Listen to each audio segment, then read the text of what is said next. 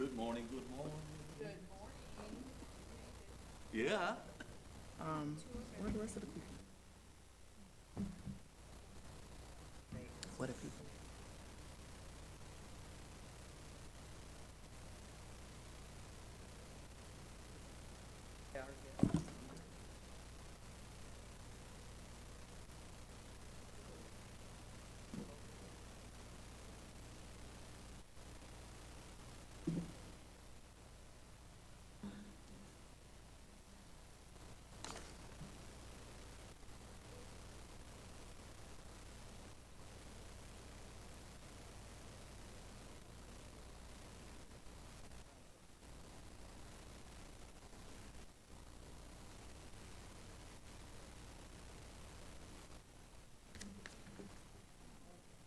Good morning. How you doing? Good morning. Oh,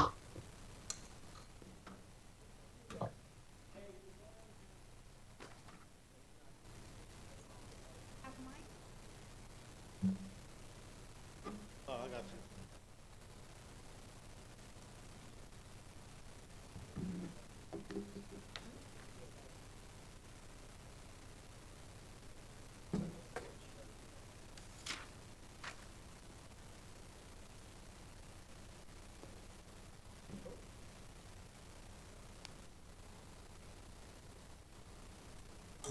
Hey, I'm good. Keith, how are you?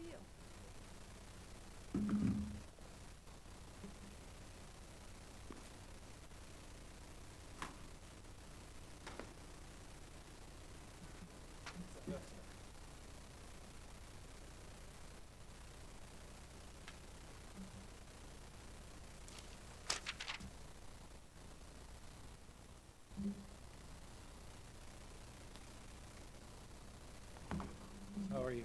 Good. Up to my ears, but that's okay. It's better than the option. Yeah. I rearranged the appendix. Dr. Mendez still a little early. So when was she scheduled to? So I did it. I moved it to the public comments. For We have public one, comment? public comment panel.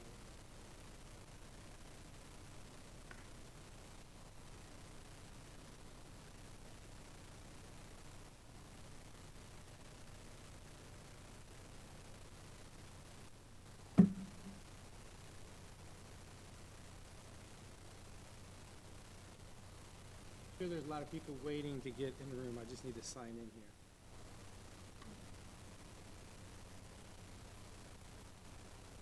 Probably in the waiting room. In the virtual. Virtual waiting room. Waiting.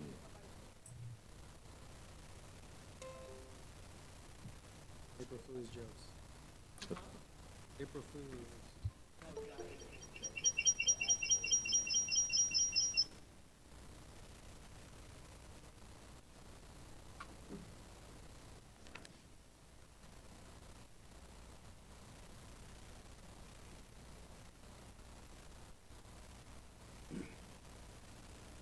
Good morning, everyone.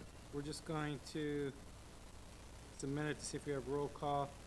If we have quorum. Could someone who's on the phone ending in 42, could you go ahead and identify yourself? Hi, this is Carrie Whittel with FAU Card. Hey, Carrie. Okay. Hi. Ms. Hosclaw? Did you get that?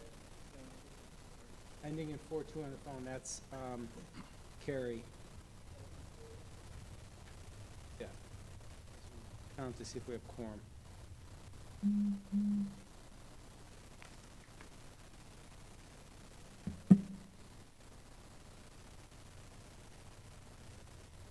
Good morning. Good morning. Good morning, everyone. Morning, Terrence.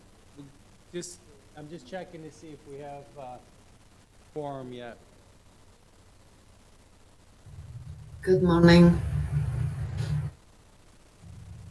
Good morning, this is Cesar. How are you?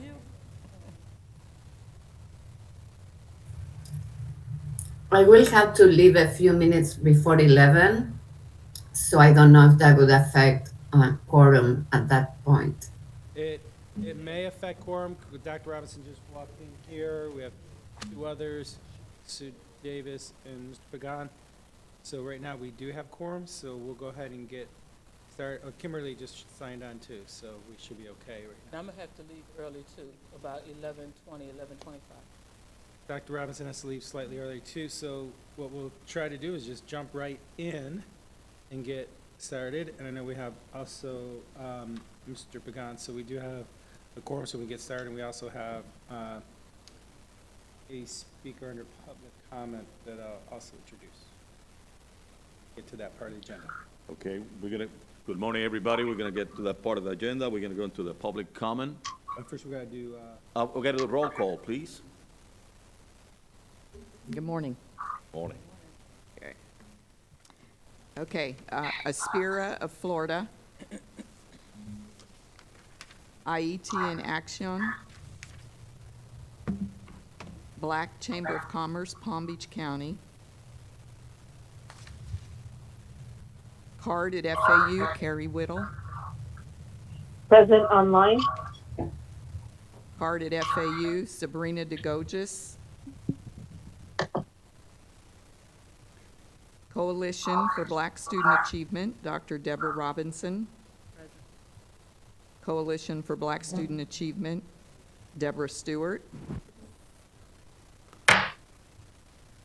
Compass, Amanda Canetti.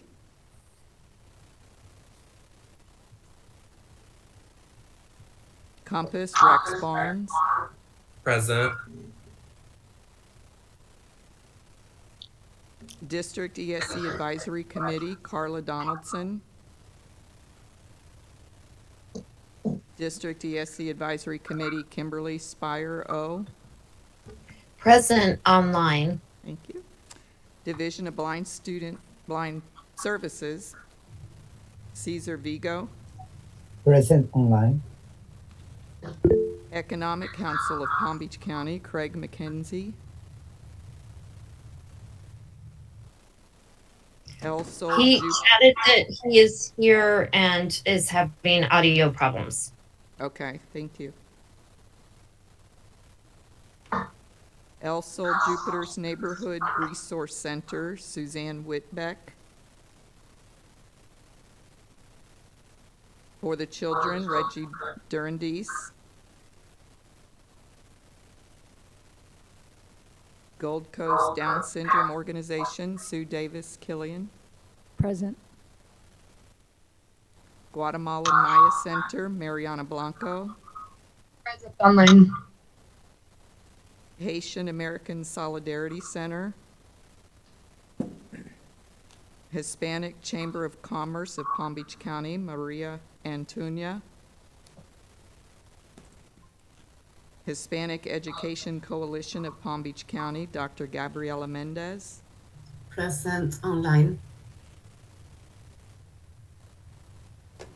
Palm Beach County Council of PTAs, Dr. Cassandra Corbin Thaddeus. Palm Beach County Council of PTAs, Charmaine Postal. Present online. Palm Beach County Human Rights Council, Emmy Kinney. Puerto Rican Hispanic Chamber of Commerce, Juan Pagan. Presente. Puerto Rican Hispanic Chamber of Commerce, Evelyn Vargas. Tri-City Education Committee, Mary Evans. Tri-City Education Committee, Eddie Rhodes. Urban League of Palm Beach County, Terrence Reed. he's, I thought he was on. he's here, he's just having audio. Okay. He's present, he put it in the chat box.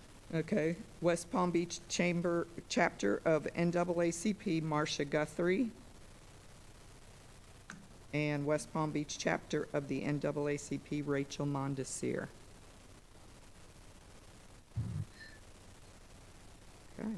Good morning. This is Craig McKenzie with Economic Council. I have audio fixed. Thank you.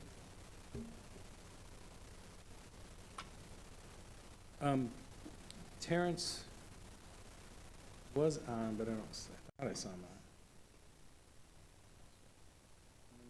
on. Let me just double check, quorum.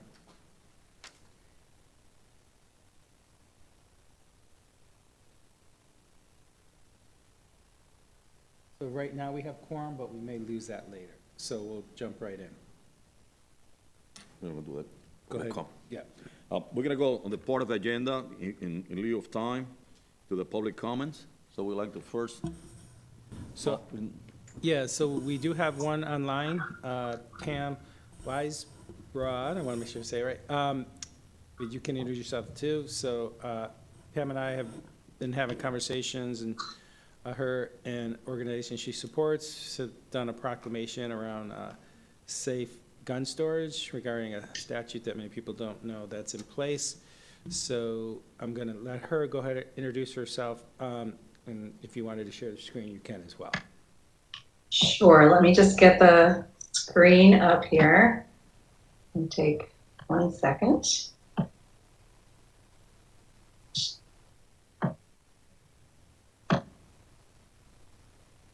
Okay, can you see that all right? Yes, we do. Great. Thank you, Chief Oswald, for inviting me this morning to share a little bit about Be Smart. I am the volunteer lead for Be Smart in Palm Beach County. Be Smart's a campaign that promotes responsible gun ownership in order to reduce child gun deaths. There's a role for everyone in this conversation, both gun owners and non-gun owners alike. Be Smart is a framework that parents, caregivers, and community leaders can follow to help keep their communities safe. Ultimately, we can all help prevent kids from accessing unsecured firearms by storing them securely and encouraging others to do the same. Children deserve to feel safe no matter where they are. But the heartbreaking reality in our country is that kids are not safe from firearms, which are now the leading cause of death in children under the age of 18, according to the CDC. 13 million kids live in a household with at least one gun, and each day an average of 5 children under the age of 18 are killed with guns. In fact, right here in Florida, just this past 2 months, we've had 4 incidents of access to an unsecured weapon by a child that resulted in an unintentional shooting. In DeLand, a 3-year-old boy was home last month with his 16-year-old sister. Dad left a loaded gun in the nightstand. He found the gun and unintentionally shot and killed himself. The dad was a corrections officer with a gun safe in the house. The gun safe was broken. He left the weapon unsecured and available. This was not an accident. In Northport, Florida, a 6-year-old girl found her 57-year-old grandma's loaded gun in the back pocket of the driver's seat in her car. She found the weapon and unintentionally shot and wounded her grandmother. Grandma had been to the shooting range recently and left the loaded weapon in her car. Again, this is not an accident. As tragic as these events are, we're here to talk about how we can prevent tragedies like this and others that you read about in the paper by following the simple Be Smart acronym. The S in SMART stands for securing all guns in your homes and vehicles, locked, unloaded, and separate from ammunition. M is modeling responsible behavior around guns, with the onus being on the adult to securely store a firearm and not on a child to not touch a weapon. A is asking about the presence of guns in the home and how they're stored in the home, homes that your child might go to visit. R is recognizing the role of guns in suicide. We know that most suicide attempts do not end in death unless a gun is used. And then T is why I'm here today. It's TELL. It's the power of Be Smart. It's what you can do in your own communities and your own organizations to share this message. you can invite myself or another Be Smart volunteer to share a 30-minute Be Smart presentation with the adults in your organization.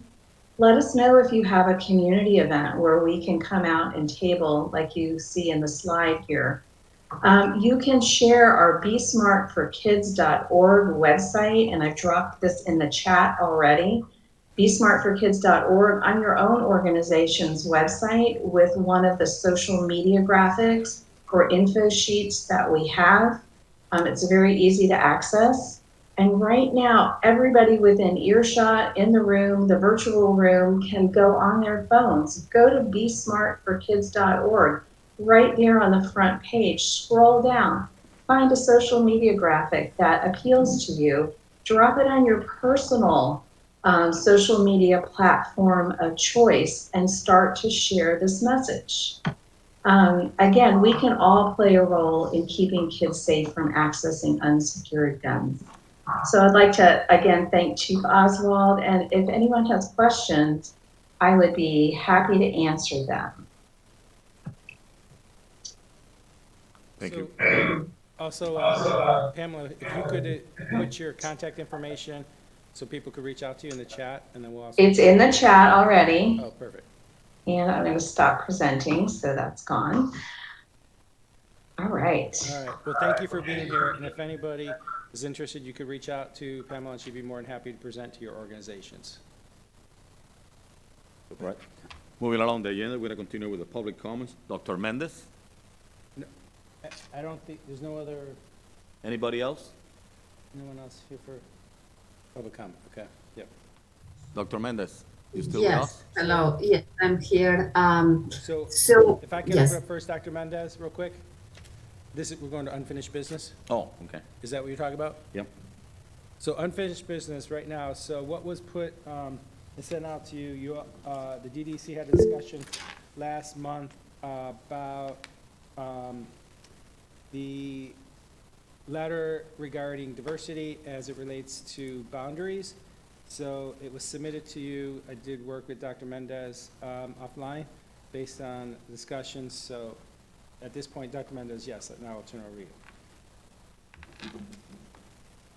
Sorry, I was on mute. So we reached an agreement last meeting on working on a letter for the board and the superintendent, asking to take diversity, to consider diversity as a fundamental criteria to make any decisions, especially to make the decision related to specifically to the school mapping and zoning for the high school, the new high school, Dr. Joaquin Garcia's high school. So we work on that, and then at the end we included a definition. I drafted a very brief definition of diversity. However, I asked Mr. Oswald to include the diversity definition of the school district, and we discovered that there is no definition of diversity. And then that took me to think about something else, like we are the Diversity and Equity Committee, and this district doesn't have a definition of diversity. That's something to me that I think we really need to work on. That's for another day, I know that, but I think we really need to create a definition or present a definition to the board.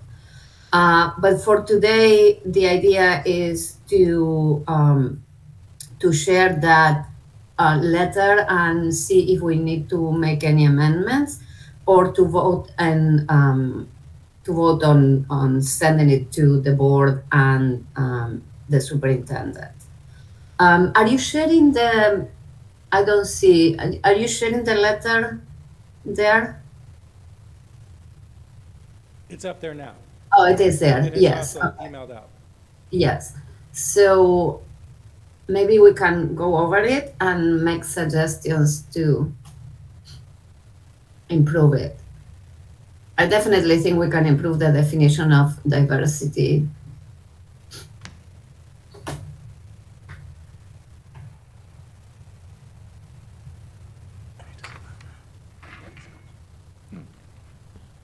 Any discussions?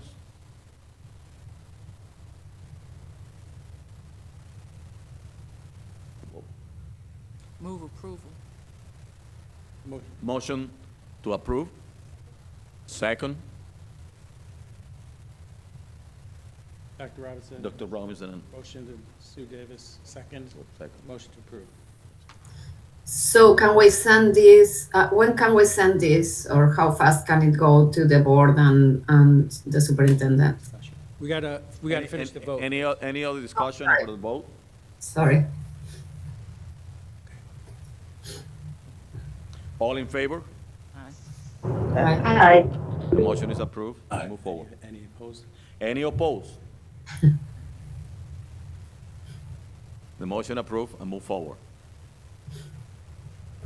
Okay, so since this is coming from the DDC, to your question, Dr. Mendez, how this can go forward, so what I would suggest is that through the chair, we can send this letter to him, and that he could email the board office on behalf of the District Diversity and Equity Committee, and I'll work with him just some language for the email with the attached letter. Wonderful. Thank you.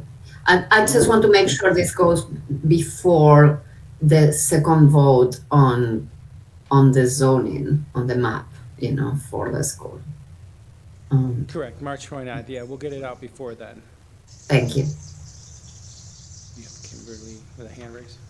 And then- Kimberly, you have the hand Would the chair also appear at the meeting, the board meeting, and any workshops about this to kind of share that as well, or is it just going to be an email? Yeah, Yeah. I could be there, you let He me know. goes, you go to every meeting. I You go put to a every meeting report. of the board, so not a problem. He provides a report. And I provide the report. Okay, thank you. Yeah, Ms. Postal? Online? Online, Ms. Post, Charmaine? Good morning. I know this is just going as an email, and I know like today's the last day. Then we have spring break. Mr. Chair, is this something that you can email out today? Or I can certainly email it out later on today if you want me to. It's just an email to the board office, just to ensure that they have this. Yeah, it's gonna be all by tomorrow, so not a problem. Okay, because We still work tomorrow. you still work tomorrow. Perfect. Thank you. Yeah. I know you all. Only Friday. Probably be on the beaches, but we won't. Not yet. Okay, let me go back to. Okay, the next item on the agenda will be the approval of the February minutes. I believe every one of you got it, you received it, you have a chance to review it. Any comments? Just one thing, I noticed that El Sol is listed both for agency present and not present.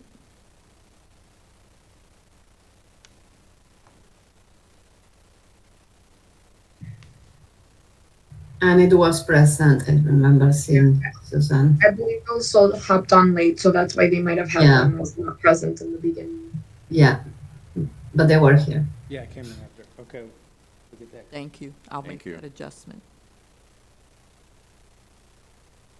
A motion to approve as, Motion to approve the February minutes as corrected. as corrected. Motion by Dr. Robinson. Motion, second? Second? Second. Second by Ms. Second. Sue Davis. Any opposed? All in favor? First. All in favor? Aye. Aye. Any opposed? Thank you. Hi. Okay. So, Mr. Oswald, we move Okay. along with the unfinished business? Yeah, so first, we do have, I just put on there in case there was anything, Ms. Whittle, as far as any updates that you needed prior to me going to, my updates? No, we have no updates. We didn't meet this week or this month. Okay. Thank you. Okay, quickly, for my updates, before we meet with quorum.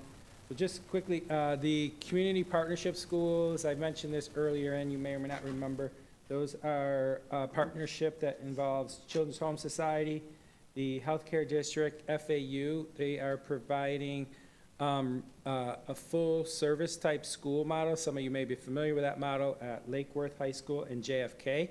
Progress has been great there. They've hired directors for each school site through Children's Home Society, and we're in process of working on that. Healthcare District will provide their mobile health clinics that will be housed on those campuses beginning in early August, and those health services will be provided not only for students but also for the entire community. So it's a very exciting move forward. We all received the planning grant, and now they're working on full funding through legislative set-aside that's currently in the works. So I'll keep you updated on that, but that's an exciting progress. Immunizations and physicals, as you know, there are numerous requirements for students across different grade levels. We have a number of students who are currently out of compliance. We are going to be working over the next few months to notify parents of places to update their records, and also to make sure that when we start new students that we do a better job. There's been a lot of challenges over the last couple of years, as you can imagine, through COVID and people getting appointments, et cetera.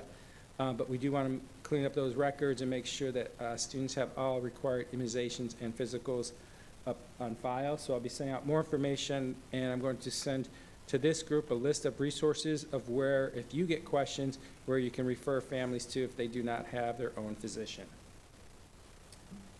Legislation, the delegation, they're now in session, so there are many, many bills that I highly recommend that each of you pay attention to that will greatly impact the way business is held for education in the future. Too many to go through. All I can tell you is I strongly recommend you pay attention to what is happening on that front. Mentioned earlier, we'll be on spring break next week. I know SEQ, the School Effectiveness Questionnaire, that was recently released, and I know there was a request from this committee in the past to have a presentation on that, so I will probably bring that forward in April. Youth mental health first aid, we talked about that early in the year. A requirement by last year in the law requires all district employees to reach 80% that are trained in youth mental health first aid. Currently, our district is at 77.5%. Pretty excited, and we're training most of the bus drivers next week and tomorrow, as well as other schools. So we'll be well over 80% based on the progress we're making. So very excited to hear that. A lot of positive comments in those trainings, especially from non-instructional staff that may have not received that support, how to make sure that we're supporting our students. And regarding the equity policy and the DDEC policy, it will be go for adoption in April. If board approves that at that time, we will then be welcoming our new membership of the new organizations and removing the ones that are currently inactive. And that is all I have for my updates at this time, unless there's any questions. I have a question. What's involved in the mental health first aid training? Like just a quick overview of what is it exactly? So it's a full day training that the course was developed, and the state has only approved one vendor. It's a nationally recognized course. The mental health, oh gosh, I can send the organization that developed the program, but it's a very scripted, not scripted, but it's very tight. It goes through a process. If you notice a student who may have issues or challenges, a process about how to reach out for additional support if you notice there might be some concern. It also goes over certain types of mental health illnesses and what some symptoms might be and how they might be displayed, but more about how to reach out to someone who's actually trained, a mental health professional, and how to intervene in a professional, supportive way. Yeah, it's a great course, been very well received. Any other questions? A comment? Yes. So first, on the follow-up on the student mental health first aid, if you are aware, or your staff is aware of people who do similar training for the community, if you would share that. I mean, I'm just, thinking about the whole thing, like with these teenagers, like, well, is that what teenagers do, or do they need help? Like, where's the line, right? So that, and then the comment that I have is when, in this committee meeting, I think it's important that we are given context in terms of the information being presented, right? So, for example, you mentioned the vaccinations. Very important, no question. But in this meeting, if there's a disparity in vaccination rates, that should be highlighted here, right? And that presentation about the gun safety thing, like, there's no context. There's no context for this. Like, if she opened and said, this conversation is very important here because, whichever community is most impacted by deaths from guns that are, mistakenly getting in the hands of children, fine. But I'm just saying, we need to have some, I need to have some context in this setting, right? Okay. Agree. Thank you for the feedback. Absolutely, no problem. Any other comments, questions? All right, sure, we can move on. I have a comment as well. I echo the same thing. This is Charmaine. I echo the same thing that Dr. Robinson said, or the previous speaker. It goes back to this is why one of the questions that I always ask the speaker, how do you need, what do you need from the DDEC? How does this relate to the DDEC, or what support you need from us?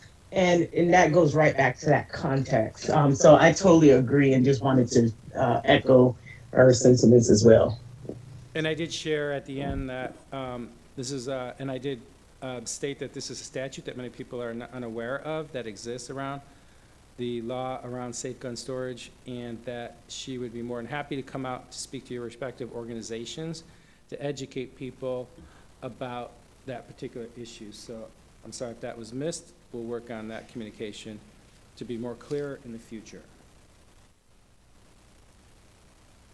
So at this time, we'll go ahead and go to new business. Yep, let's go into new business. So I wanted to provide this group an update.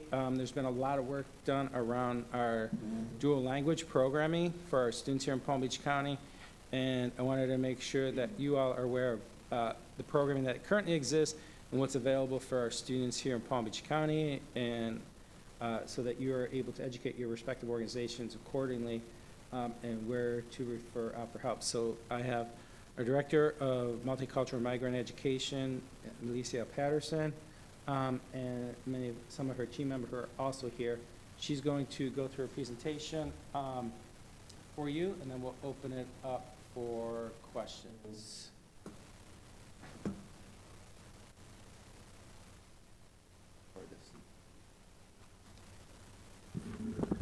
Right, good morning, everyone. Thank you for having me here. Very quickly, we're going to be focusing today on the dual language programs, and I welcome all comments, questions. It is always a work in progress. So we have some of my team members here. We have some members from our guidance, school counselor now, that provides support not only to dual language programs, but also to our L population, our English language learning learner population. And we also have our program planners and resource teachers are currently working with us in the Haitian Creole, on the development of the Haitian Creole dual language program, which is the most recently that we have here. And I don't know where he went, but he'll be back. We also have our program planner for world languages. So they're going to be the team that is going to help me answer any questions that I may or may not have the tip of my fingers. For today's objective in the presentation, this is what I hope to do for you, is to provide an overview of our district two-way immersion dual language program and its benefits. I'll make a parentheses so that we know we're a little acquainted and I don't get too technical about the vocabulary that I use. Two-way immersion speaks to a classroom where students whose dominant language is English, so there's, as best as possible, equal representation of students whose dominant language is English and dominant language is the target language. In our case, it would be Spanish or Haitian Creole, okay? And the second objective is to share examples on how the district supports schools in the implementation and monitoring of the dual language program for efficacy as well as academic progress. And the very last one is to collect any kind of constructive feedback from you.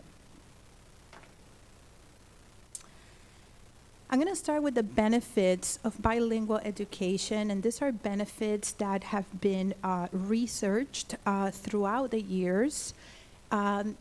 It has been found that students that participate in bilingual education, and for us, bilingual education is the dual language program. It promotes high measures of executive function. So in other words, it's the ability to plan, organize, and switch from one task to another in an effective kind of way.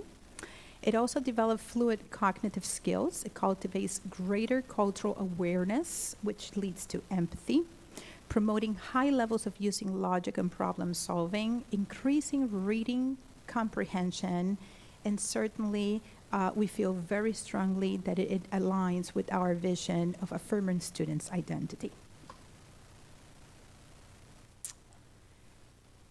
There's a lot of information here, so I'll try to do my very best job, and if there's any questions, I do welcome them.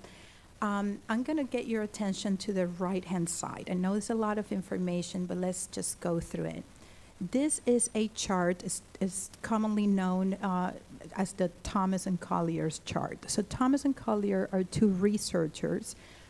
They actually worked, the students that are represented in the chart with the different colored lines are represented from 5 different districts in California. And all the students were being looked at for academic progress and according to what they call the NCE, which stands for the Normal Curve Equivalent. It's a standardized test in English reading. And they basically take the students and they look at the academic progress from 2001 all the way to 2011.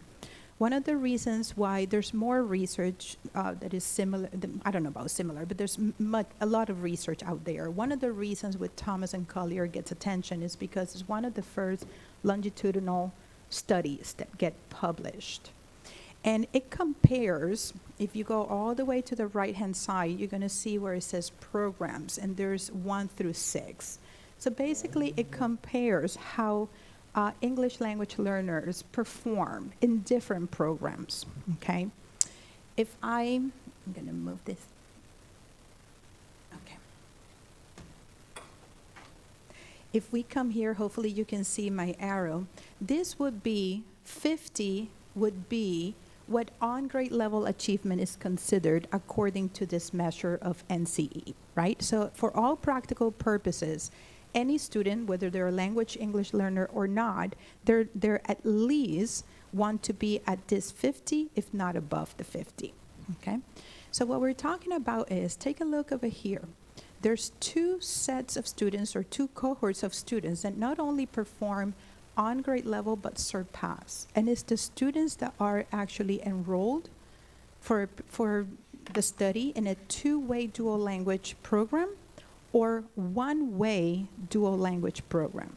The difference between 2-way, again, I just remind you, is that the composition of the classroom, close to 50%, the student's dominant language is English, the other 50%, the dominant language is Spanish. 1-way would be a homogeneous classroom. All of them are either English speakers or all of them are Spanish speakers, but they're still in a dual language immersion program, right? So the one way or the two way is all about the persons, the students that sit in the classroom, right? And you're going to see that in both cases, they perform just as good as expected according to standardized, or they outperform. If you look over here, the bottom, these are the kind of programs that are going to be under that dashed line. It's going to be transitional, bilingual, which means transitional means that we start with the target language, but the real target or the real goal is that eventually we graduate the students to all English. So they, at the end of that, how many years, however they design it, is an all English education. Same thing with number 4, just another type of transitional. Here, number 5 is going to be an ESOL, where they're taught the academic, ESOL through the academics, similar to mainstream or shelter. And then number 6 over here is an ESOL pullout, okay? And these are the performance of the students that in that study of 10 years, how they perform. The bottom line and the objective of the Thomas Colliers and the way that we see it in the dual language world is that it demonstrates the positive outcomes, the benefits that they are attached to providing these opportunities to our students, whether they are monolingual when they come in or they're bilingual, regardless of which target language they bring to the table. So there's 3 pillars that we work around when we talk about dual language education. The first one is bilingualism and biliteracy, academic achievement, and cross-cultural competence. There's some commentaries at the bottom that I would like to highlight. When it comes down to bilingualism and biliteracy, our district wants to encourage all of our schools to be very true to what we call the additive language model. In other words, we are going to provide you with a second language, whether the second language is English or the second language is the target language, but we're not going to ask you to drop your dominant language as a result of acquiring another language. For academic achievement, research is like you saw in the previous slide, research is going to show that students that are part of the program long term are going to perform at the same level or outperform peers that are in the all English language program. One of the things how we monitor here in the district academic achievement is that we actually test our students on both languages. We don't necessarily give them more tests. If there are 10, I use 10 because it's an easy number. If we have 10 common assessments, thank you. If we have 10 common assessments, more likely than not, 5 of them are going to be in English, the other 5 are going to be in the target language. So we're not going to try to give them 20 assessments, but we'll divide it. The schools, each one of those schools have their own plans. Cross-cultural competence, as mentioned before, it is about empathy. It is about research has shown that the program, students that are part of the program in the long term are going to value and support linguistic and culturally background of the students, and also the socioeconomic background of the school. One of the programs that I would like to highlight today, because it is one of a kind and the first of its kind in the state of Florida, is our program, our Haitian Creole dual language program in Bowling Green. Do we have time for this? Sorry. I want to just show you, invite you in a roundabout way to visit the classroom. I hope the commercial doesn't come up. Hold on. Oh, can't help it. Okay.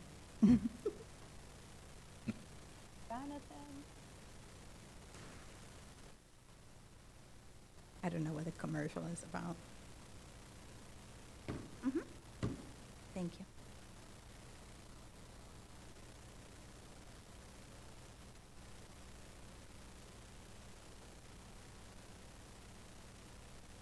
Okay, thank you. Well, it's the first of its kind in the state and only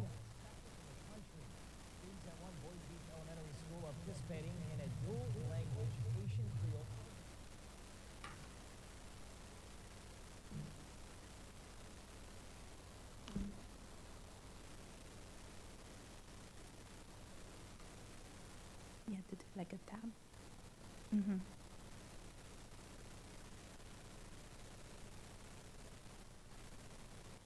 With a more than 60% Haitian population. Well, it's the first of its kind in the state and only the second in the country. Students at one Boynton Beach Elementary School are participating in a dual language Haitian Creole program. The Palm Beach County School District has close to 10,000 Creole speaking students, and this is a new way to reach their community. WPTV education reporter Stephanie Susskind takes you inside this one-of-a-kind classroom. When you walk in the front office of Rolling Green Elementary School, there are signs of Haiti everywhere, even this book right here. So with a more than 60% Haitian population at this school, it was a no-brainer to start the district's first Haitian Creole dual language program. From Creole to English. That's the correct sound. These are the only kindergartners in Florida learning their lessons in both languages. Some of them, they heard the Creole, but they don't speak it. In Patricia Michelle's classroom, it's Creole only. Lessons, the posters on the wall, and everything in between. They've never been to Haiti. By me teaching that, and when we do culture, and I can taught them what the Haitian culture is all about. This new dual language program is a nod to the strong Haitian community in the area, giving students the opportunity to learn in the language they hear at home. The community has wanted something like this, so to be able to give back to them, I think that's one of the things that we're most proud about. Across the hall, these students spend the other half of their day in Marquita Brown's class, learning English. This is a way for us to affirm their language and culture, as well as to educate them in both English and Creole, inspire them to achieve success academically. Jameson Stell helped the program come to fruition. He calls it a bridge for all students. They have the opportunity to feel that comfort in their home language, as well as that productive struggle in the second language that they're learning at the same time. Principal Allison Manning says it's proving beneficial already. A lot of the parents say before they weren't able to help their students at home, and now when they're coming home and they're trying to learn things in their native language, they can actually assist. And that's just a huge boost for the parents, and they're really excited. Patricia hopes teaching in her native language helps inspire these young students for years to come. I am praying that one day when this program is very successful and I will see those kids that I taught this program in kindergarten and now they're improving until high school. That's my goal.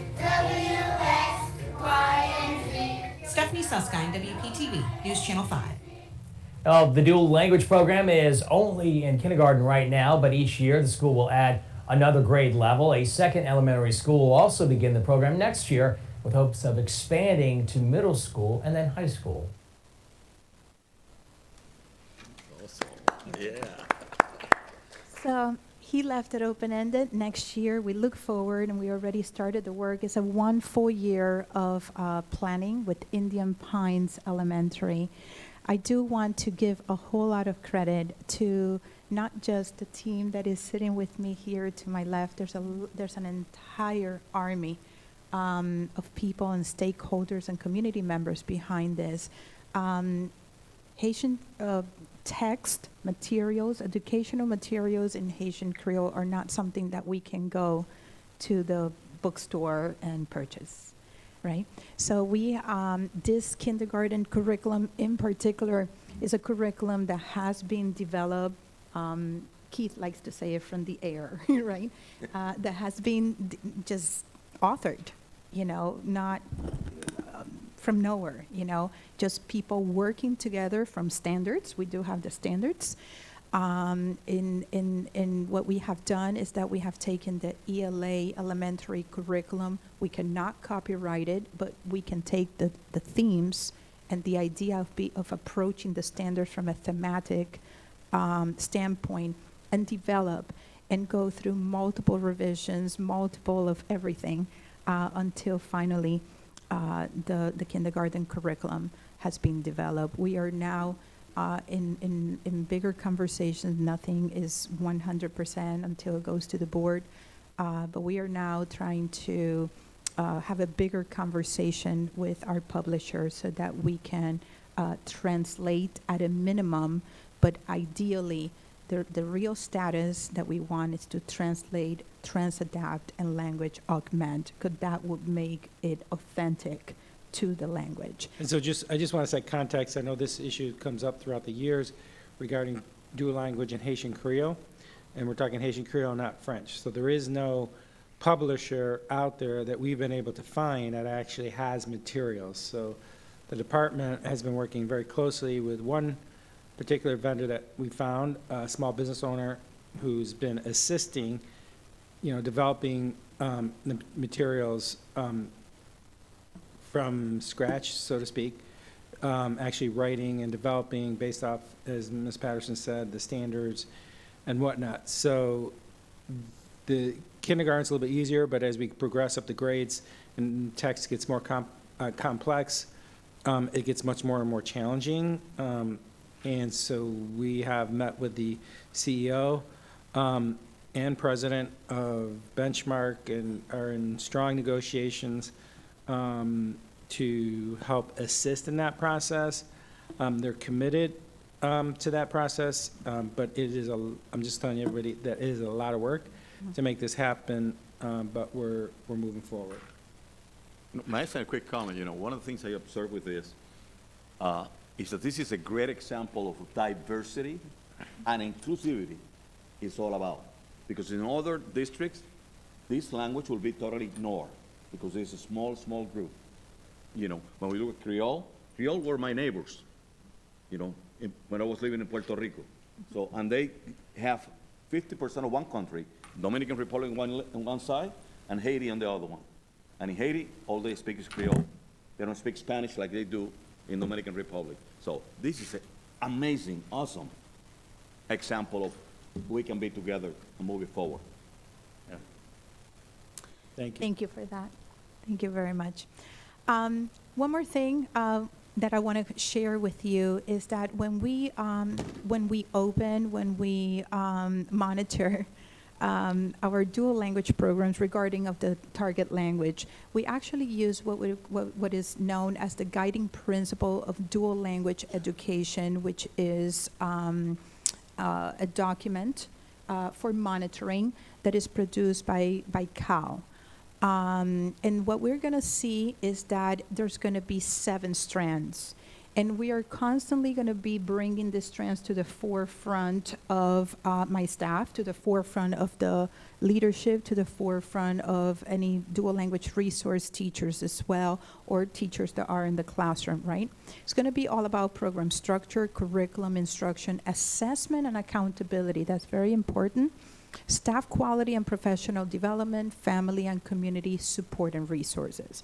So there's going to be discussion, and then each one of those strands is going to have different components, but there's going to be discussion around where are you? It's not to say you're doing it wrong. It's really to say what is the next level of work, right? The ideal situation would be that they are in full alignment, but we are not going to protest if they are exemplary practice, right? But when we talk to them, we say at a bare minimum, this is where we would like to be, right? And if we're not there, then how do we get there? How do we bring focus from one year to another? Question, back on the Creole curriculum, the textbooks and stuff. This might be really naive, but are there not textbooks in Haiti that could be tweaked to align to our standards? So I'm gonna look at Jeff, and Jeff, eventually I want you to jump in, please.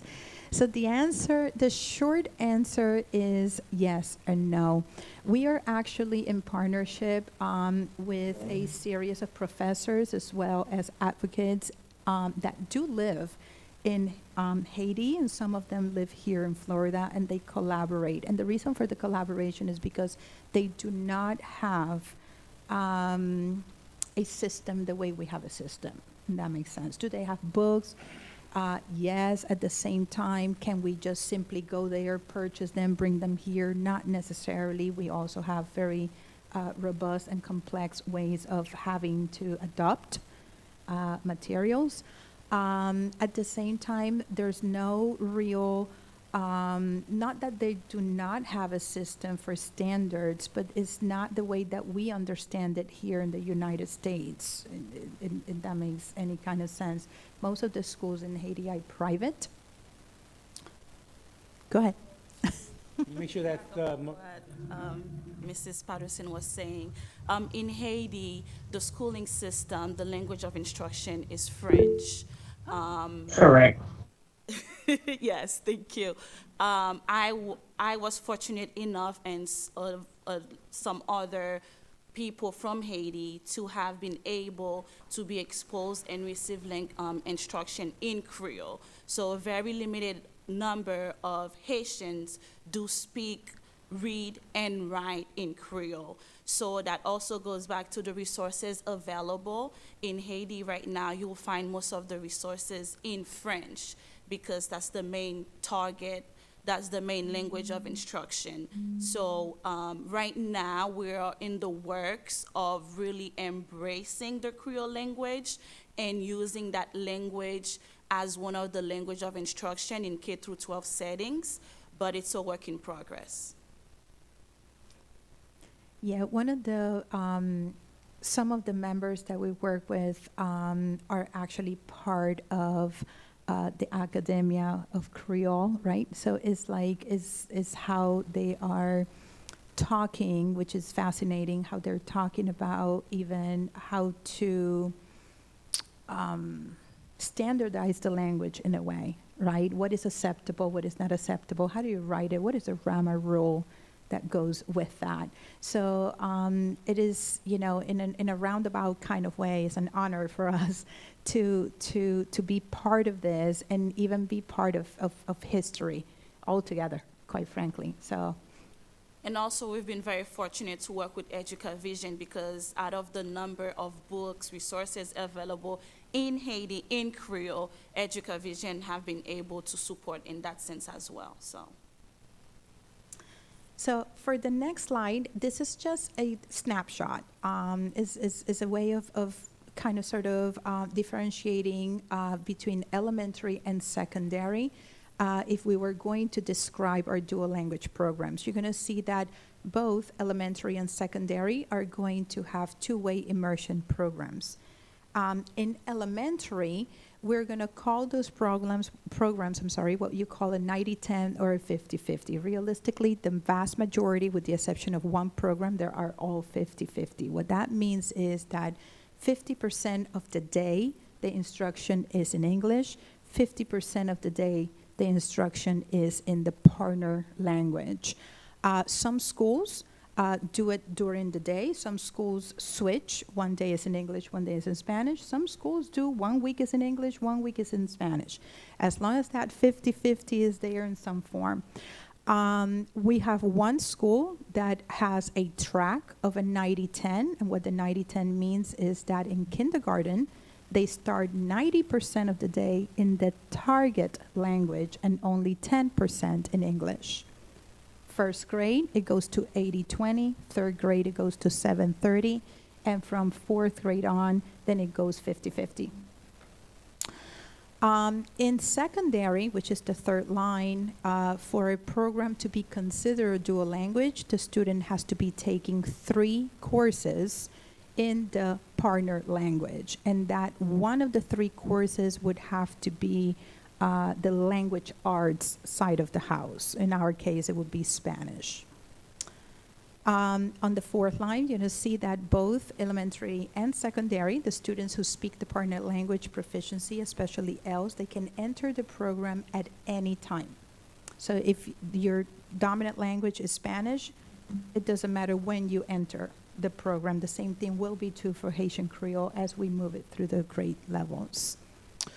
On the next one, teachers are going to have a certification, not only in the subject area, which is an expectation for all teachers, but at the multicultural education, we actually, the Department of Multicultural Education, we actually have a language proficiency assessment that is provided to the teacher to ensure that that teacher is indeed proficient in all 4 domains of language, which is the listening, the writing, the reading, and the speaking.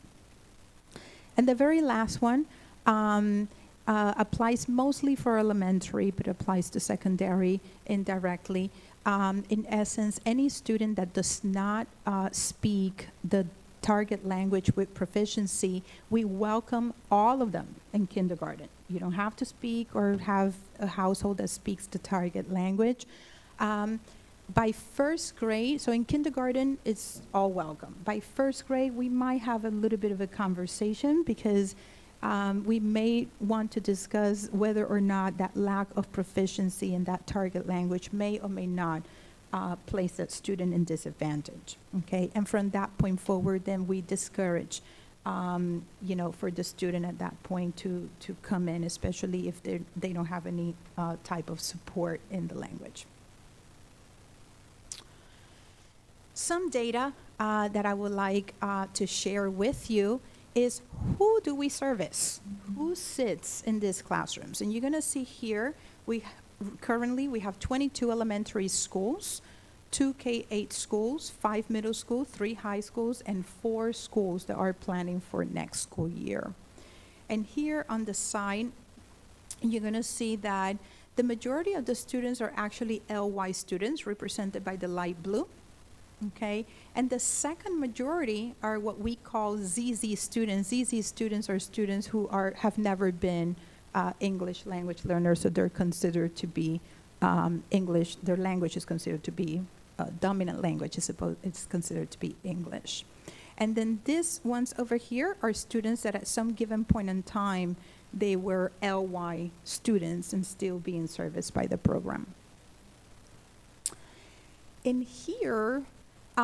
This on the left-hand side is the same exact chart that you saw previously, but now I also added what kind of languages, dominant languages, the students that sit there, in other words, their first language. What is their first language? So the about 75%, a little bit short of that, are going to be Spanish-speaking students. And then the second majority is going to be English. But it's also important to notice that we do service Haitian Creole, Conjugal, Hmong, Popti, and Portuguese-speaking students. And the good news is that these students right here, at the end of this process, are going to be hopefully trilingual, if not, really, truly multilingual. This is information that I just added just so that you see, how we have been adding throughout the years schools. Uh-oh.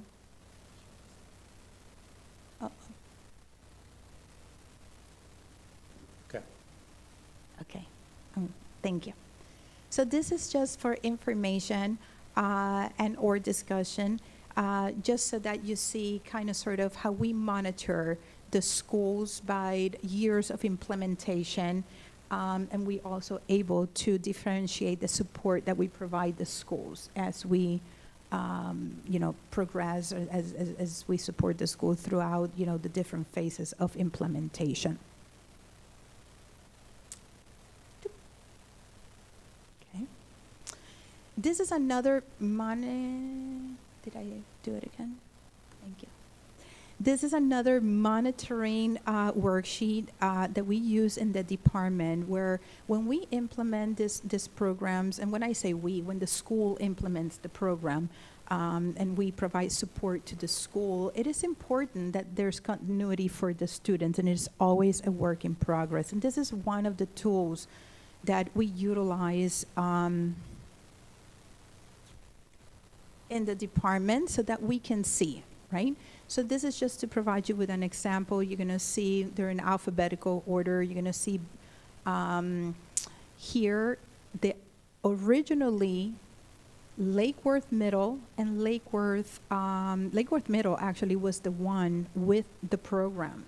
And originally Lake Worth High School or Barton were not involved in the program. So that is how we start working with the principals, community, so on and so forth. We also look at the numbers for the sustainability of the program, and we look at how are the numbers being divided so that we can have a complete and a whole conversation as possible. So you're gonna see here Lake Worth. This is Lake Worth first year. They open up with 9th and 10th grade. And Barton actually opened up this year with kindergarten with 6 classrooms, very vibrant, going strong, and 6 more classrooms next year. So this is kind of sort of a little bit of how we work those feeder patterns all together. This is in pink, and there's nothing negative, it's just to say, okay, well, Barton feeds to Lake Worth, Barton feeds to Lantana. Are we having a conversation, or can the students, through choice programs, join the students, and then we have a feeder pattern covered, right? So this is kind of sort of how we at the district level work these conversations and monitor on how we strategize. I'm gonna do it again. I think I know how to. Melissa, can I jump in to add Yes. one thing there? Mhm. Sometimes where you saw there at the middle and high school level where you would see it looks like maybe there's a gap or there was an opportunity for a continued learning progression in Spanish and as of right now. Those schools may not be classified as dual language schools because they don't have the two content area classes being taught in Spanish, but may still offer world language courses. In fact, that's probably more often the case than not. So the kids do have the opportunity to continue learning in Spanish. The school just may still be building capacity to be able to offer a social studies class in Spanish or history, a math class in Spanish. But doesn't mean that there's nothing being offered for them after they move on from the dual language elementary program. That's a great point, thank you. I'm gonna go quickly through this because this is more of a visual effect. We did talk that one of our pillars is academic achievement. And in being academic achievement, then we see the obligation that we need to take a look at how the students performing in the state exam. I'm gonna take just a little bit here just so that we understand it, and then I'm gonna go a little bit quick after that. Just keep an eye on the bars. Just before I get to this, the students that are represented here are all elementary students in the schools that are here listed at the bottom, which are the schools that have 3rd graders in dual language. Like Barton, for instance, Meadow Park, they're not there yet because they're still moving across the grade levels.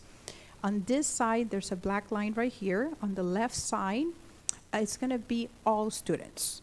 And then the blue is students that are in dual language. The gold color, English only curriculum.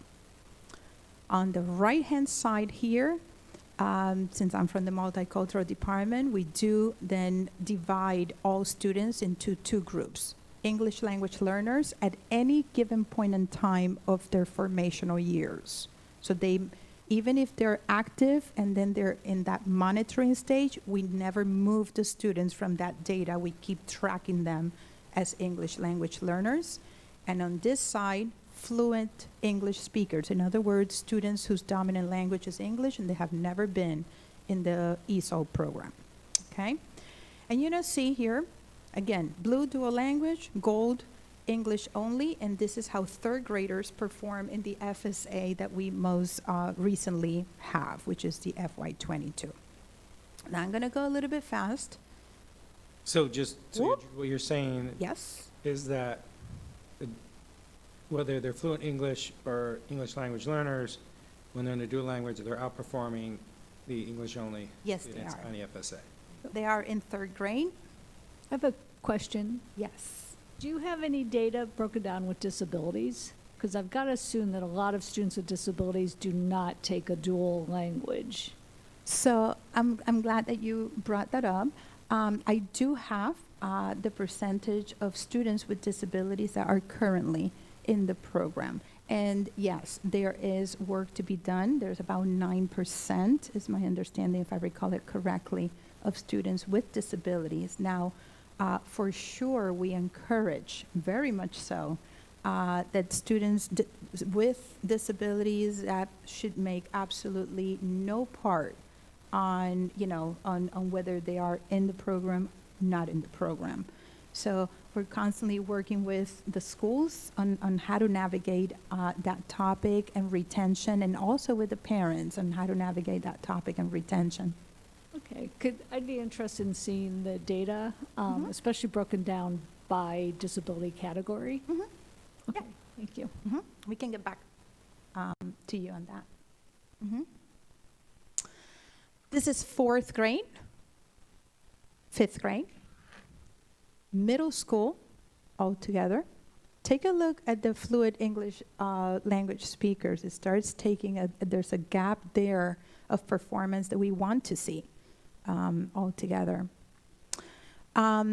In dual language, we also assess the students for language acquisition. If we're claiming that the students are going to be bilingual and biliterate, we want to know, are we indeed teaching them for that to take place? And it is a process. This is a very interesting data. This is how they look like. We test the students all the way from 2nd grade to 10th grade, and then we don't test them after 10th grade. And this, at the bottom, you're gonna see speaking, listening, reading, and writing, which is the 4 domains of language. This is 2nd grade, 3rd grade, 4th grade, 5th grade, 6th grade, 7, 8, 9, 10. So there's always work to be done, but for now, we continue to be very proud. We look at this, the job is never over. But it's something that, we look at in a way, we feel good about it, and then it's like, okay, we're still not in 100%, there's always work to be done. Okay. Yes, ma'am. So I have several questions, so you want me to just do this one now, because you have more slides? It's up to you, I'm here for you. Go ahead. You go ahead and answer. Yeah. I'm sorry, I wasn't paying enough attention. This data is the percent of 10th graders in the dual language program that are speaking, listening, reading, and writing in Spanish at a certain level. That's correct. But it doesn't tell us if their home language is Spanish or English. Do you have that? So I don't have it in here. I do know the majority of them, either their home language is Spanish, that is very possible, or they are already bilingual. No. So my question is, for example, in my way of thinking, which could be completely wrong, that if you looked at speaking, that you might see students who've been in dual language since elementary school, dual language Spanish in this case. If their home language is Spanish, I would expect to see them close to 100% at speaking Spanish, but those whose home language is English or something else would be significantly lower. I would predict. I'm just asking if you've disaggregated the data that way. So I did not disaggregate the data. Okay. This is just a straight snapshot of who sits in those courses. So I understand what you're saying.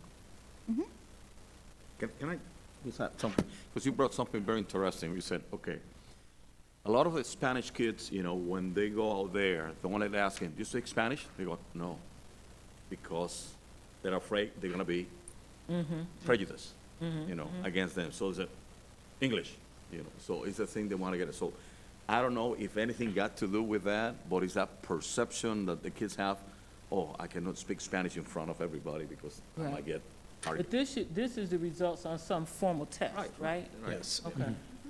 Yes. You had other questions? Yeah, but they're back, so let her finish. Okay. She's gonna wrap up quick here. That was a hint, winkety wink. So I'll just quickly go through some of the pieces of the curriculum that I think are worth mentioning. And one of them is that we do have the best standards in English language arts. And what the department has done, requires a whole team, is to take those same exact standards, and they have not only translated the standards that are applicable to the authenticity of the target language, but they have also adapted and augmented. And this is how basically we do it.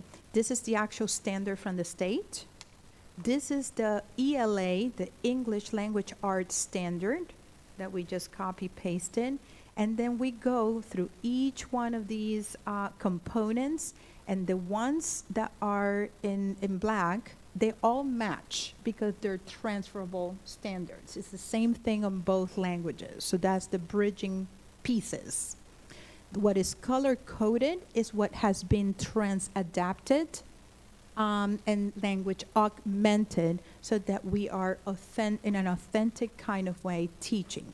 Something very, won't get into too many details, but for instance, in Spanish, you start with the vowels. Those are the first 5 letters you learn, and then you get into the consonants. And then you start making words. In English, not so much. You start with some a combination of vowels and consonants and blending and so on and so forth. I'm going to go quickly on this. And the same thing is going to happen in the Haitian Creole standards. Same exact process.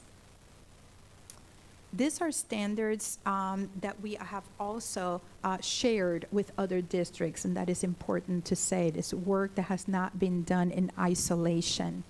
This is a sample. I know you cannot read this, but this is just an example. I want you to pay attention to the color-coded. This is Benchmark Advanced, which is what we use in the classrooms in elementary for the English curriculum. And then one of the things that in combination of departments have asked from publishers is that there is a bridge that is not less than, that there's equity involved in Spanish this time around called Adelante. And what you're going to see here color-coded is going to be for the English and the Spanish teacher to both have access to what are the things that are in common with the languages and what are the things that are different, so that they can be very intentional in the teaching of the language at the same time that they're teaching literacy. And that a little bit bigger. This is went fast, but that's okay. This is just a snapshot of a sample of how the kindergarten curriculum looks like. They do have also an online as well as a print. They have an online platform that they can interact with as well as print.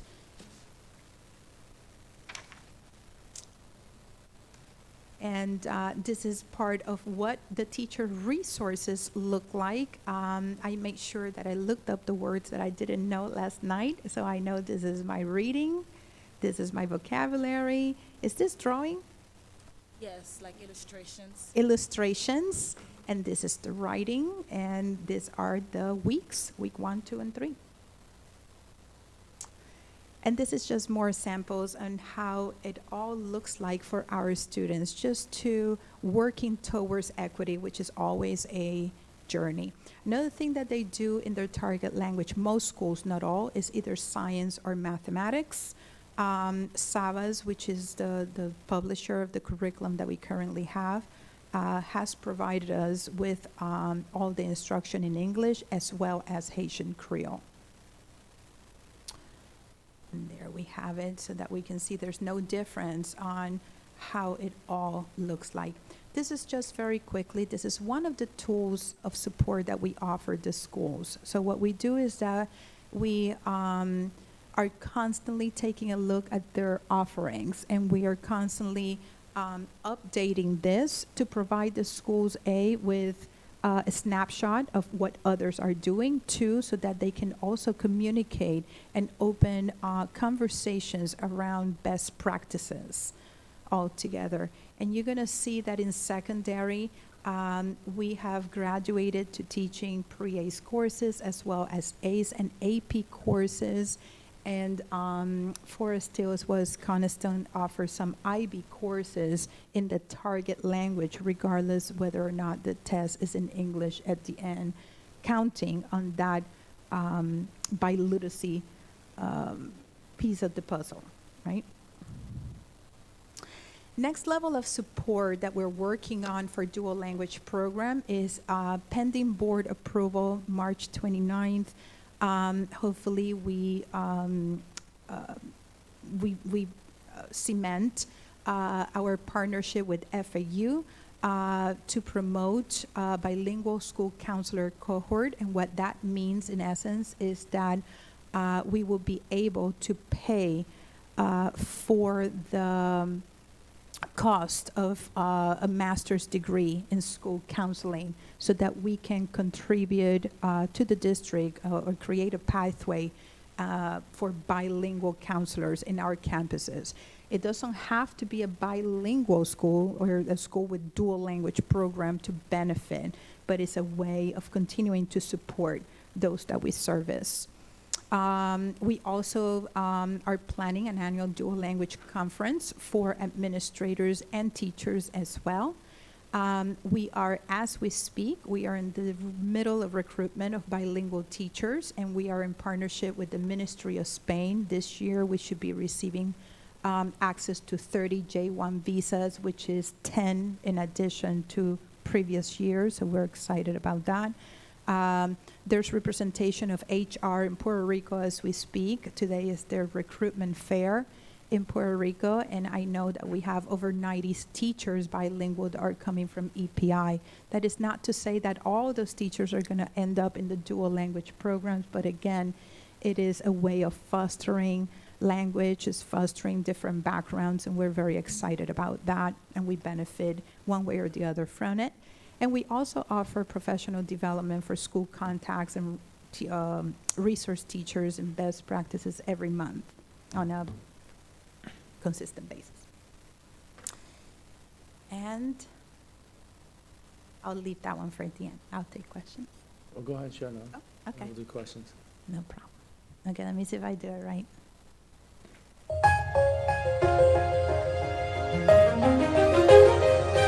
Parents, encourage your kids to learn different languages. Padres, motiven sus niños para aprender diferentes lenguajes. Para encourager petitu apprendre différentes langues. 10 years old, and Stanley Michel already speaks 3 languages. He also knows that's a valuable skill. What I've heard from my mom was that knowing multiple languages could help you get a job. He's very goal-driven. He's got goals for this year, he's got goals for next year, he's got career goals already. And in a young 5th grader like that, it's just amazing. So how is it Stanley already knows 3 languages? Well, you could say he comes by it naturally. I was born here in Florida, West Palm Beach, Florida, and I grew up in a Haitian and English house. Then, when he started at Forest Hill Elementary, Stanley was enrolled in the dual language program, which introduced him to Spanish. In the beginning, it was hard because I don't speak Spanish myself. When he come home, he would ask me for help with his homework. I don't speak Spanish, so I had to download the Google Translate app on my phone and let him use it to help him with his work. Stanley benefits greatly by speaking 3 languages. There's a lot of brain research out there that shows that the mind of a child that learns more than 1 language at a time is highly beneficial. And it's kind of evident in Stanley. He's a dynamic student involved in a lot of things on campus. What does the future hold for this young linguist? Stanley aspires to be a businessman, but says his dad wants him to be in the medical field. As for his mom, oh, I'm very proud of Stanley, very proud. It's no wonder why. Kate Wentling for the Education Network, keeping you informed. So hopefully that inspires us to continue to find ways of partnering and continue to move the work forward. So we're ahead to open up for questions. Thank you. So I'm thrilled to see the dual language Haitian Creole finally taking off, but it's actually again, right? Because we had a dual language Haitian Creole program some years ago, and I just can't remember which elementary school it was. It was Orchard View, French. Where was it? It was Orchard View, and it was French. It was supposed to be Haitian Creole. It was supposed to have been. Now, So they might all the have records I morphed it or- saw that it was Okay. But I don't know, I was, Okay, people nodding their heads over here like they know what I'm talking about. No, it was Oh, French. it was. Mr. Bayo, who was the coordinator for that program, actually assisted with some of the work Okay. of the planning phase for the current dual language program. Okay, good. So whatever the lessons learned from that would have been applied here. Okay, well, see, I understood it was Creole. Okay. Okay, I'm withholding comments. So, okay, what is a world language course? What does that mean? So at the secondary level, world language courses are elective courses. So it's an elective class, just like you would have an art class or you would have a physical education course in addition to the core, language arts and math curriculum, social studies curriculum. Well, what do you learn there? And you're learning the language, acquiring the language, a second language. So in our district, we have 8 world languages that are offered, from American Sign Language, Portuguese, Spanish, Japanese, Mandarin. I know if I do this, I'm going to leave somebody off, so I'm going to stop at 4. And so the students are learning content. So let's say I'm learning, for instance, maybe about foods, right? So I'm learning about the culture and the language at the same time. So I'm acquiring content knowledge and language knowledge simultaneously in one of those languages. And so I bet you, I'm gonna put $50 on the table, that we don't have any languages that are identified as from the continent of Africa that's considered a world language in Palm Beach County. Here's the $50, right here. I think so. Okay, I know we don't. I know where Currently, we do are. not. Okay, I know where we are. Okay, so just highlight that. Okay, so one of the things, and there was so much institutional resistance to this Haitian Creole dual language, because we worked on this for like, what, 5 years or something, right? So I'm glad to see it bearing fruit, but something I never got, and I remain confused from today's conversation, is the one-way versus two-way, okay? So what I understand is two-way is partially, in this case, Haitian Creole, partially English. If it's one-way, is it all Haitian Creole? Is that what you're saying? Correct. If we would consider ourselves one way, which we do not, it would be 4 Haitian Creole speaking students. So it would all, in that case, all instruction would be given in Haitian Creole? No, if it will be one way, all the students, the composition of the students would all be that they already would know Haitian Creole. But their instruction would be half Haitian Creole and half English? Regardless, yes, correct. And so yeah, this is where I got stuck before, and it still gives me a little bit of heartburn, because the way I translate that is that we don't want to have a program unless, while we're sending in this letter of value and diversity, but we don't want to have a program unless we have half English-speaking students. So I see what you're saying. So the two-way immersion is so that we ensure that the program is open for all that want to be part of the program. So the program at Rolling Green, just off the top of your head, what percentage of those students would you say their home language is Haitian Creole? I would say about 40%, because, for example, I'll use myself as an example. I speak Haitian Creole, but also I speak English to my students. A great percentage of the students in the classrooms, their parents may have been born, they're Haitian descent, but that doesn't mean they speak the Creole language. And also during registration in that home language survey, at times they go ahead and select English only. So in that mix, even though the great percentage that is reflected won't show that the students are majorly speaking Creole, but at the same time it is because the parents speak Creole at home. Okay. No, I get it. Okay, and then, because I'm gonna have to leave, so I'm just getting ready to dump a whole bunch of stuff, okay? So, so I would like to get follow-up Okay. on what elementary schools offer a world language as part of their instruction that are not dual language. Because see, so we're here, District Diversity and Equity Committee, and so we're now hearing here about these wonderful programs where children can be, you know, immersed, that's probably not a good word in education land, but spend time in both, you know, Spanish and English or Haitian Creole and English. But if you're not in one of those programs, do you have an opportunity to learn this other language? And so I would like follow-up on that, as in, my request was that the whole committee would receive that follow-up.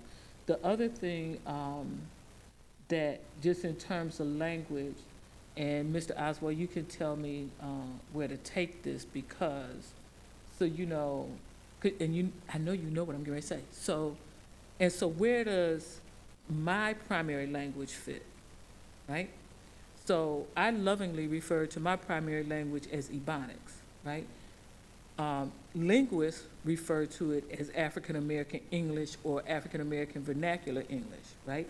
But it's the same kind of, I can't find a good word, so I'm gonna use the word hate, that was experienced when I thought we would develop a Haitian Creole dual language and it became French, okay? But it's the same kind of lack of respect for people who are obviously members of the African diaspora. My question is, and this is, at this point it's gonna be rhetorical, but I do wanna have this conversation, Mr. Oswald. You could tell me if this should be a thoughtful conversation in this committee or Black Excellence or someplace else. I know the Coalition for Black Student Achievement will have that conversation, because I'm gonna take it there. But what is the role of the school district in terms of respecting the multi-generational African students in our schools, the way we are now finally showing some respect for our Haitian students, right? And you show respect by acknowledging culture and language, right? But my language is treated as though it's dumb Black children trying to speak English. So I want to know when we're going to get there as intellectual people who actually care about students. Okay, now I got 1 more minute before I got to go. So let me just run this other stuff. So, and this has nothing to do with the presentation. I see you have SEQ data for April meeting. If you could please, if there's a way to send the SEQ data to the members of the committee ahead of time so we can try to process it. We need to talk about the graduation rates and what's gonna happen, because I'm concerned because, you know, the whole escalation in the concordance score that is required to graduate. I think we're gonna see a significant drop in the graduation rate, and it's going to negatively impact certain groups more than others, and what is the district going to do about it? 3, we talked about truancy some in the last DDEC meeting, and we asked for some follow-up. I specifically asked per the minutes how many days of absenteeism were caused by out-of-school suspension, and I would like to see that by subgroup, because I know it's going to, that's disproportionately going to impact Black males. And then 4, I mentioned Ebonics. And then the last thing is, in terms of the stuff that's going through the legislature now, I don't know if the school board has had any conversation, but it seems like it's a crisis at hand. And is there any thought about creating a call to action? We have a policy that allows call to action, and I think some of these legislative proposals are quite threatening to public education and quite threatening to our children as a result. And so I think we need to have a conversation about call to action. I'm sorry I couldn't bring it up earlier. And now I'm gonna leave, so. Thank you for the dump. No, just kidding. Thank you. Have a good day. And I took notes, so I'm gonna remember what I said. Okay. Thank you. Thank you. Thank you. Thank you all. Do we still have a quorum, right? We still, yes, Dr. we do. Robinson? Yes, we still have a quorum. Okay, thank you.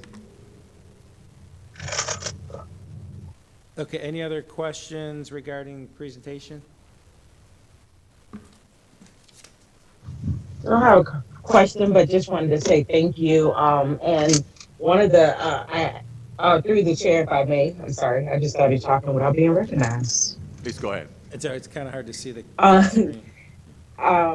I just wanted to say thank you for that presentation, and also wanted to share, like, oftentimes that when we talk about Haitian Creole in French, and the first thing that comes to mind is that Haitian Creole is a broken language of French. So I just want to make sure that we're not having that that thought process, because that's not what it is. I know, for lack of better words, for people would say that, but that's not, Haitian Creole is not a broken language or a broken form of anything. It's its own thing.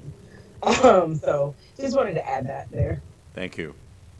Kim, you had a comment? Kimber? Yes, there's a situation that I run into with my students, and I just want to ask the staff here, whose presentation was excellent, and thank you, to be aware of it. A lot of students whose families come from another country or whose families speak another language other than English, if they have disabilities, I've been told by schools that there's an unofficial policy that the school district has to wait years before doing an evaluation of them, because they attribute any of the academic struggles or social struggles or anything like that to the student status as someone coming from a family that is non-English speaking. One example I have at a school in this district is a student who has two older siblings who speak English fluently, but whose parents are not fluent.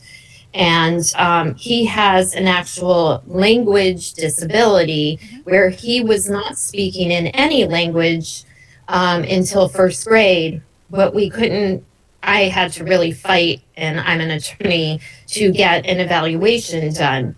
So because there is a large population of mixed students who speak English, all the time, and students who came into the program already speaking another language, I would really like the schools to look out for the kids who are struggling and really consider doing evaluations when there are academic difficulties, when the child isn't interacting, when the child isn't speaking, or anything else that would, in a child who came from an English-speaking family, you would automatically start looking into it.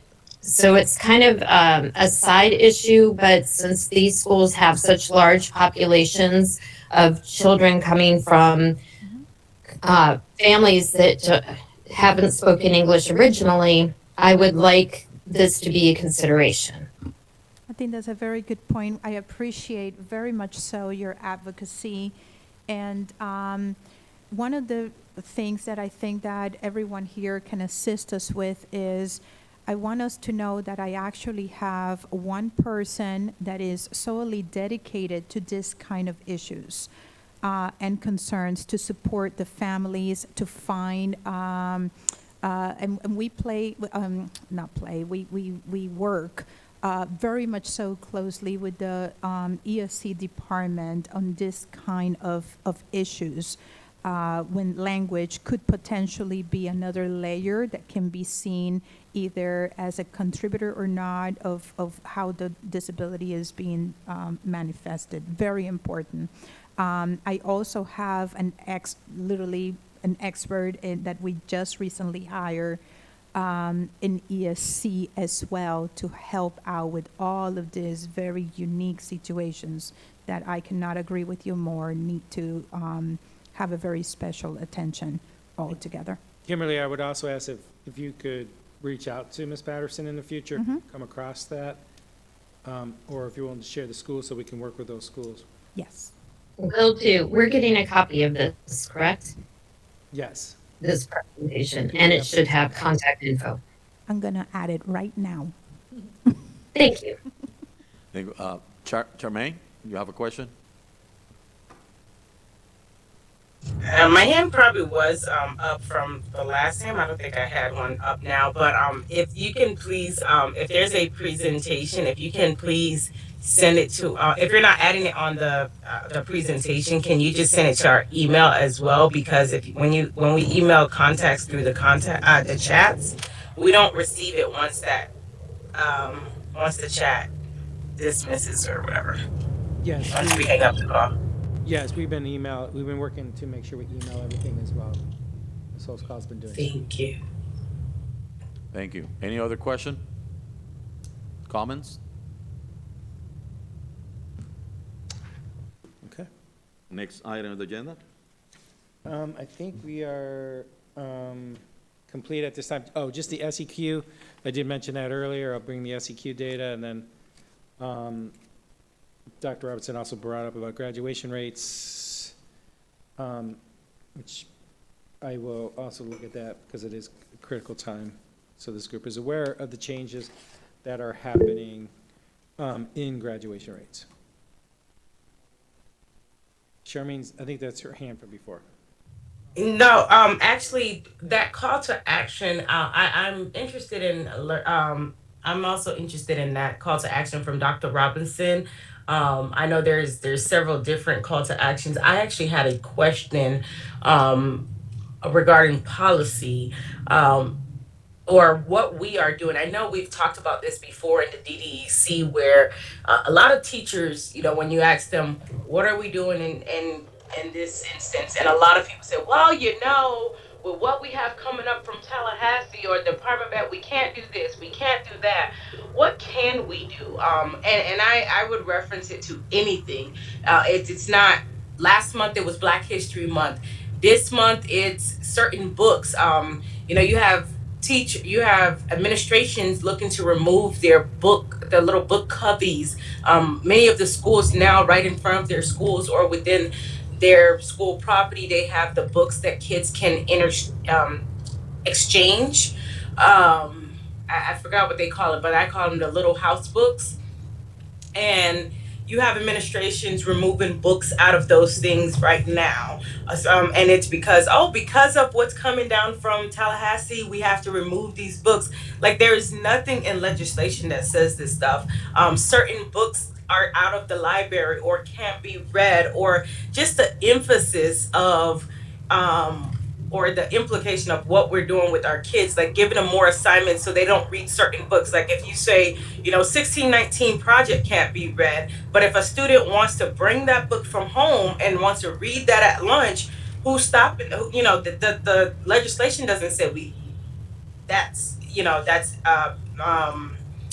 that's not acceptable, or that's not what the legislation is saying. So I think many teachers, even administrations, are reading or taking what all of the noise and the media's interpretation to a different level. And I'm imploring this staff to go back and identify what is acceptable, what is not acceptable, what can teachers do. If teachers have any question, who do they talk to? Because another answer is, I don't know. This district don't know. Nobody really knows what should be done. If there is something, you know, regardless of what it is. I don't want to put a specific item out there, but I'll use Black History because that was just last month, but it's happening right now still. Every little thing is pointing back to the Department of Education, and I'm not going to, and I'll say his name because everybody say, I'm not going to say his name, DeSantis. What DeSantis says, or Department of Education, yes, he has said some things. I've heard it even here at this meeting. He has said some things. We've heard some things, but not everything relates to statute 1003.42 and historically accurate facts, that we're so afraid to teach certain things and say certain things and continue to do certain things. And we're getting to the extreme with this. That's my two-piece. Just for the record, I do want to disagree that administrators don't know who to turn to. We go over this on a monthly basis. There's a lot of training and support that continues to go out on a regular basis to control the confusion that's out there. So if you have specific examples, you can certainly send that to me. If there's administration that needs additional support that you're seeing that are not reaching out to central office for support, we'd be happy to address that. Okay, so is it central office? Is it central office that they need to reach out to, or is there specific people for specific schools? Mr. Tierney and Dr. Sheffield address this, as well as other staff member, on a regular basis, as well as our media manager for library media materials, Nolan Roel, also addresses and supports any questions or issues that come up. And there's others that support that as well. And we have been very clear, we have not removed any books. Only there are certain books that were moved in kindergarten through third grade to a special location. And staff continues to provide that support to our schools on a regular basis. Any books that were removed, follow up. if there were only a couple books that were removed that fell under a different policy because of graphics and certain things that wouldn't have, whether laws had changed or not, would have been inappropriate. Okay, so follow up. In regards to the elementary or primary level, there is no current policy or direction to remove any.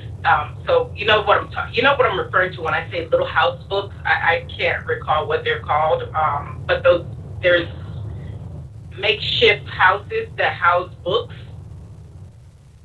on campuses or in front of the Little school. free library. Little free libraries, yes. Correct. Yes. So is there any directions or any policy that says that administrations and schools have to remove those little free libraries now? That I am unaware of. I don't know. I can follow up and check on it.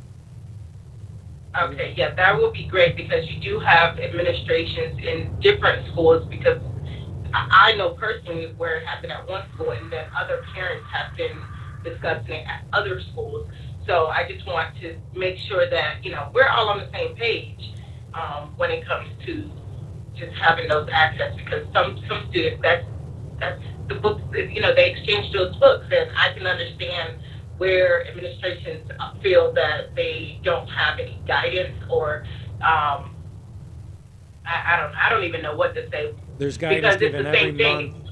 Guidance is given every month in multiple meetings to administration. Yeah, I would just say that little library book, and there's other things, but I'll talk offline because I don't want to, I'll talk offline regarding those. But I just want to make sure that everyone is on the same page. And when these parents are saying, hey, why are we not doing this? And the response is, oh, because of what happened with the Department of Education or what happened in Tallahassee.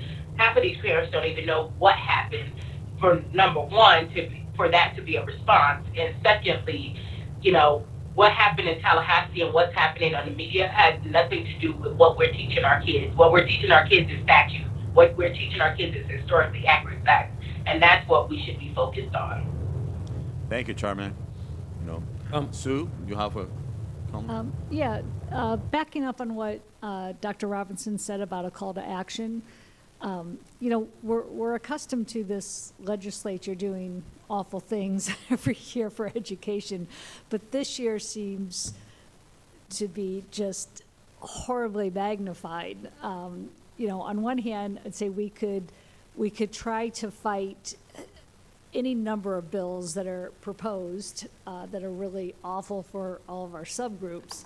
But I also know to be effective in any way, you have to narrow the focus. And to tell the truth, I don't know if any action will be at all effective. I think this legislature is going to pass all of those horrible bills. But if we did want to try to do something, I would suggest that we focus on the expansion of the offering vouchers to everyone, because I think the effect that's going to have on public school will drastically affect all of our subgroups that we're concerned with here. Just the fact that private schools don't have to accept anybody they don't want to. They don't have to accept people with disabilities. They don't have to accept gay people. They don't have to accept anybody below grade level. They don't have to accept anybody with behaviors. They can just do whatever they want and take all, so, bottom line is, over time, what public school is left with is all the more difficult and expensive people to educate, which is essentially all of our subgroups. So I don't know if there's anything that really will be realistic to have any effect, but I'm open to suggestions. And if we did want to try to target one thing, that's the one I think that we could target.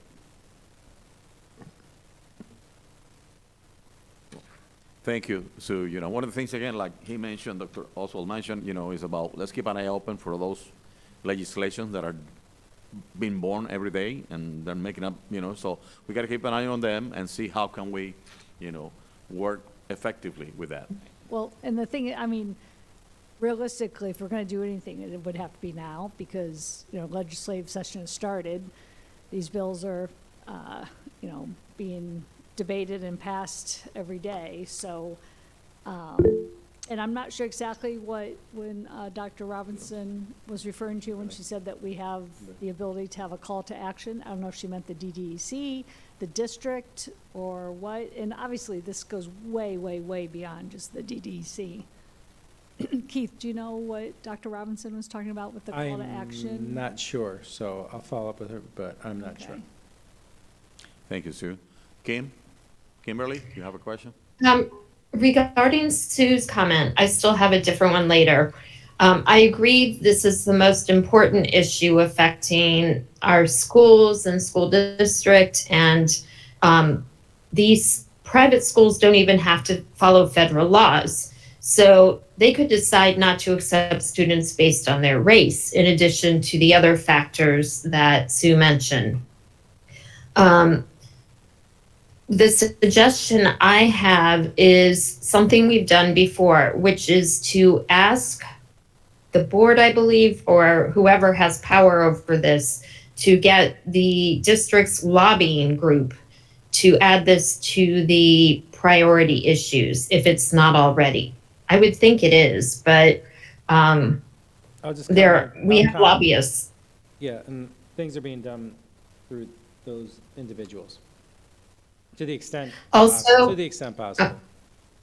Okay, also as individual members representing our groups or as individuals ourselves, we can write op-eds. I did this many years ago when President Trump was elected and chose someone who had no educational background for the Department of Education, and a big priority was privatizing public schools. And my op-ed got picked up by the Palm Beach Post, and then New York Times, Ed Week, and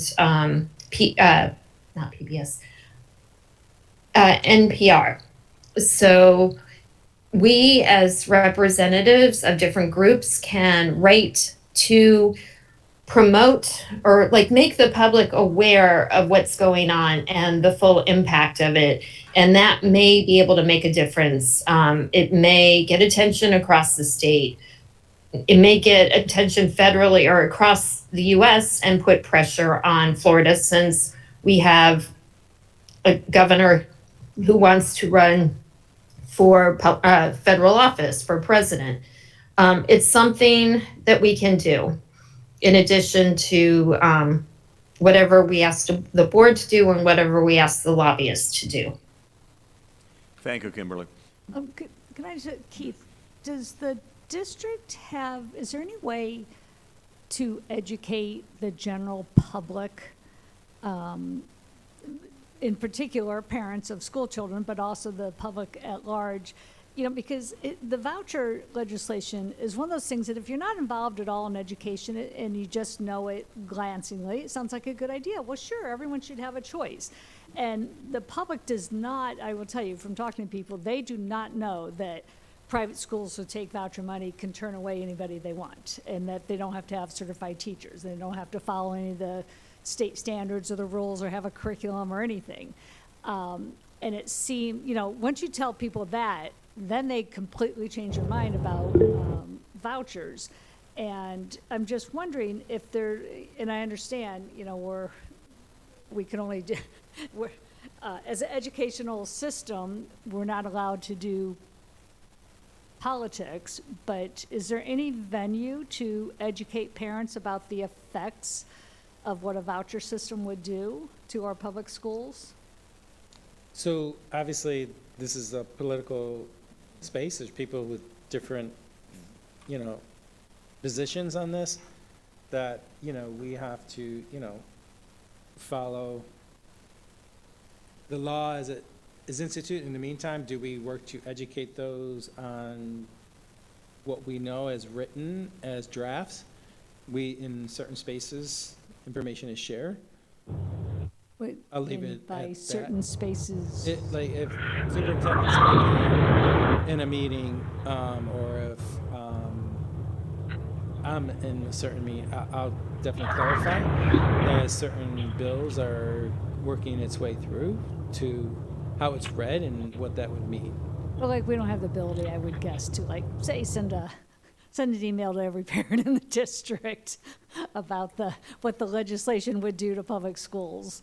No, because there's many who would want it supported, right? So there's different but opinions. You can have a thing, you can have a factual thing that does not say to oppose it, but just to educate. Because really, it is true, even knowing all that, there's parents, mostly those ones who want to put their kids in private school, who would support it. So there's a difference between people understanding, like, I'm sure there's a lot of parents that would support it because they want private school, and then they find out, oh, but then those private schools will take my kid because he has a behavior plan, or he has a disability, or, things like that. So, I'm really talking more about a factual representation of what that actually means, and that, that basically it drains off all the,